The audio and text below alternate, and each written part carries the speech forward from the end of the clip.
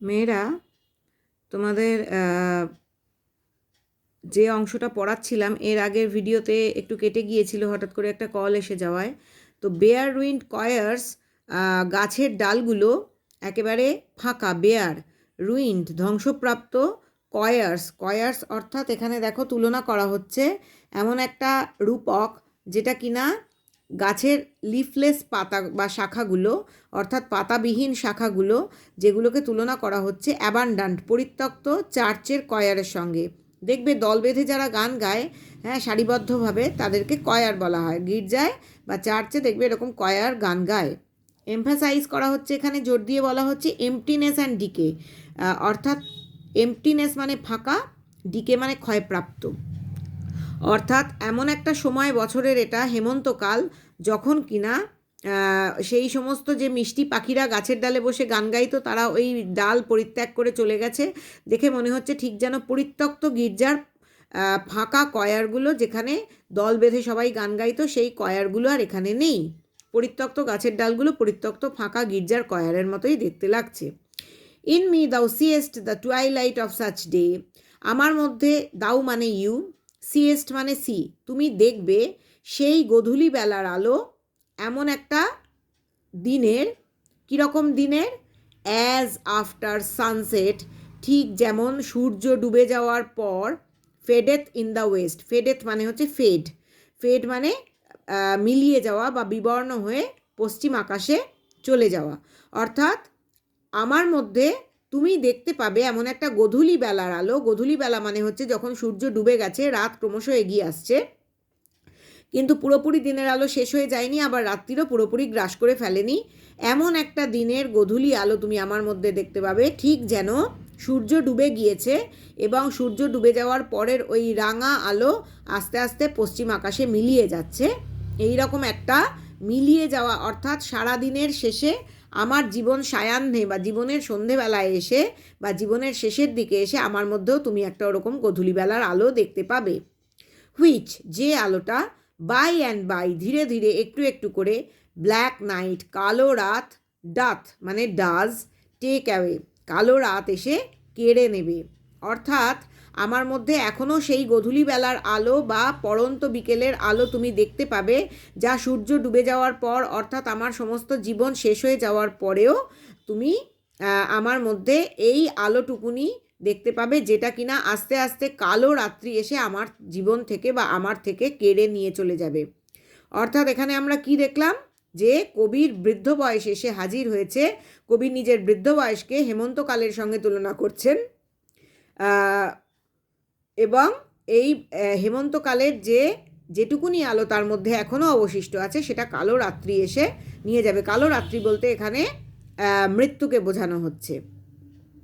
Death second self that seals up all in rest, এখানে death second self, মৃত্যুর দ্বিতীয় সত্তা হচ্ছে ঘুম।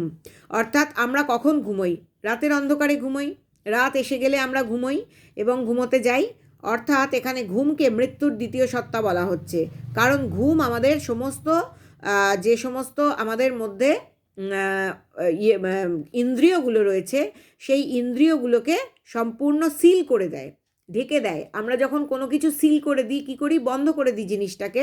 কোনো গর্ত বা ফুটোকে যদি সিল করে দিই, সেই রকমভাবেই এই মৃত্যুর দ্বিতীয় সত্তা বা ঘুম এসে রাতের অন্ধকারে আমাদের সমস্ত ইন্দ্রিয়গুলোকে ঢেকে দেয় এবং বিশ্রামে পাঠিয়ে দেয়।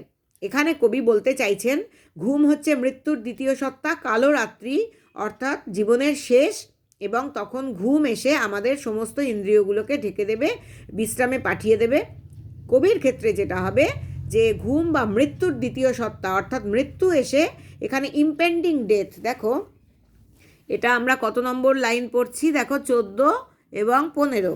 এখানে 14 নম্বরে দেয়া আছে কি, দেখো, second self refers to sleep as a smaller version of death, মৃত্যুর আরেকটু ছোট সংস্করণ বলে এখানে ঘুমকে বোঝানো হচ্ছে। রেস্ট বা বিশ্রাম এখানে সাজেস্টস ফাইনালিটি, অর্থাৎ চূড়ান্ততা, শেষ অবস্থা।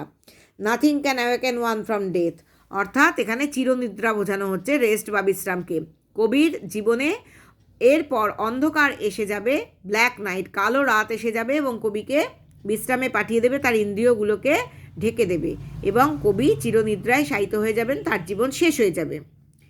তারপরে থার্ড কোয়াট্রেন দেখো, ইন মি দাও cyst the glowing of such fire, আমার মধ্যে তুমি দেখতে পাবে, দাও মানে ইউ, হ্যাঁ, এবং সিস্ট মানে তোমাদের এর আগেই বললাম, সিস্ট মানে দেখবে, সি, তুমি দেখতে পাবে ওই সেই আগুনের দীপ্তি বা অগ্নিশিখার দীপ্তি।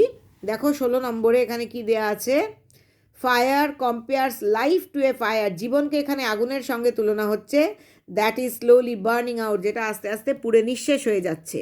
এখানেও সেই রকম, আমার মধ্যে সেই রকম একটা আগুনের দীপ্তি দেখতে পাবে, that on the Ashes of his youth does lie, that on the Ashes of his youth, অর্থাৎ তার যৌবনের পুড়ে যাওয়া ছাইয়ের ওপরেই পড়ে রয়েছে ওই অগ্নিশিখার দীপ্তি। ডাথ মানে ডাজ, লাই মানে পড়ে আছে।